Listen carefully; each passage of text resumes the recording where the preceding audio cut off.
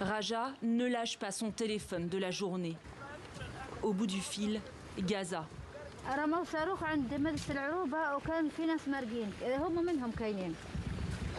C'est son neveu qui lui parle. Une frappe vient d'avoir lieu à Nuseirat, dans le centre du territoire. Cette mère a dû laisser 5 de ses enfants dans l'enclave palestinienne pour soigner le petit dernier, gravement blessé. Évacué par l'Égypte, puis accueilli par la France, Assef est hospitalisé depuis fin décembre dans cette banlieue parisienne. Il vient d'avoir 12 ans. En octobre, il perd sa jambe dans un bombardement. Mon cerveau n'arrive toujours pas à assimiler que j'ai perdu une jambe. Parfois, j'essaie de me lever, je sens quelque chose de pas normal. Parfois, je sens comme une décharge électrique. Assef fait partie des rares patients à avoir pu quitter Gaza. Seule sa mère, veuve, a été autorisée à l'accompagner. Contrainte de laisser ses enfants sur place, c'est une femme déchirée. Ils me demandent de les sauver, de les sortir de cet enfer et de les faire venir en France.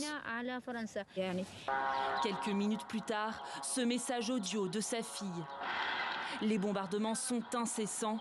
Raja est morte d'inquiétude. Les avions sillonnent le ciel 24 heures sur 24. Que peut sentir un parent lorsque son enfant lui dit « j'ai soif » et vous savez que vous ne pouvez rien faire pour eux. Pour éviter de les perdre en même temps, Raja a séparé ses enfants. Sa seule marge d'action dans cette guerre où les civils ne sont même pas autorisés à fuir. Lina Egar est avocate. Elle tente d'aider des familles à rapatrier leurs proches. Nous avons porté le cas de Madame en écrivant directement à la cellule de crise du ministère des Affaires étrangères qui s'occupe de tous ces cas-là, ainsi qu'au consulat français de Jérusalem pour demander à la France qu'elle intègre évidemment ces gens-là dans leur dispositif d'évacuation. On n'a eu aucune réponse. Le Quai d'Orsay, de son côté, assure que les proches d'enfants blessés sont autorisés à se rendre en France, mais ne précise pas comment. Jusqu'à présent, la France a évacué plus de 200 personnes de Gaza. Des dizaines de familles ont été séparées. Réfugié à Périgueux, Iyad, un réalisateur palestinien, a bien cru qu'il ne reverrait jamais les siens. Au début de la guerre, la France lui propose de l'exfiltrer avec sa femme et leurs 3 filles. Mais la veille du départ, son nom ne figure pas sur la liste d'évacuation. Il reste donc derrière. 2 semaines plus tard, il frôle la mort dans un bombardement dont il a rapporté ces images prises par un journaliste gazaoui. L'homme qu'il tente de secourir entre les gravats s'appelait Ahmad Abou Shamla. Il travaillait à l'Institut français de Gaza. Il n'a pas survécu à la frappe. Ahmad Abou Shamla avait pourtant reçu le feu vert quelques temps plus tôt pour quitter l'enclave avec sa femme et ses jeunes enfants. Mais il avait préféré rester avec ses 4 autres fils, majeurs et interdits de sortie. Ces derniers, ainsi qu'Iyad, seront finalement évacués vers la France.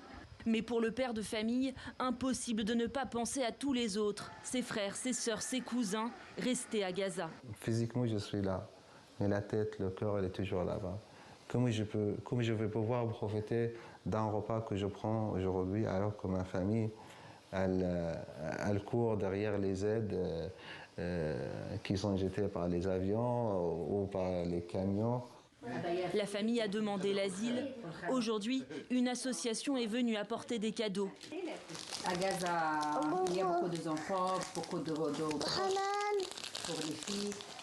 Et ici, rien, personne. Je suis très triste pour ça. Les moments de joie ne durent jamais longtemps. Pour l'instant, Hanan n'espère qu'une chose, revenir à Gaza.